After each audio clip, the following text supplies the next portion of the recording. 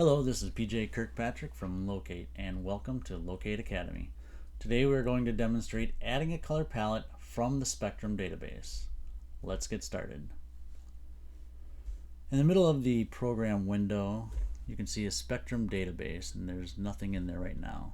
So we're going to add the color palette that we just created by selecting the Add button over here.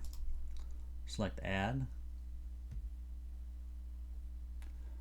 Go to the color palette that we just created, which was Missing Subject Genes Demo 1. We're going to open that color palette. And we could make modifications if we would like to, if we wanted to increase that spectrum, things of that nature. Cancel that.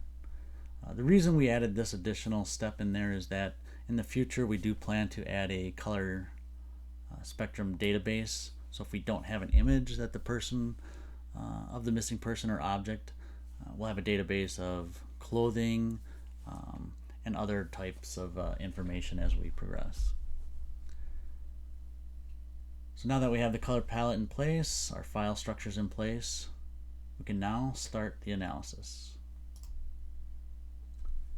On the right hand side of the screen, you can see that its program is actually starting to scan each image, and it's going to take about a second per image, and anytime it has a quote-unquote hit, we're going to be able to see it under this images saved over here. So I'll let it run for a little bit so we can observe, and once we get a hit, we'll be able to move forward. The one thing I wanted to note is that a hit is the location of an object that has a pixel with the color falling onto the range of colors in the user-defined color palette that we just created.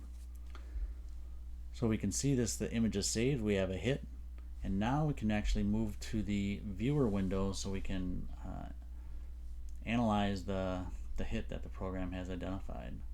So to summarize, step 1, add the color palette from the Spectrum database. Step 2, demonstrate how we can make modifications. And step 3, start the analysis.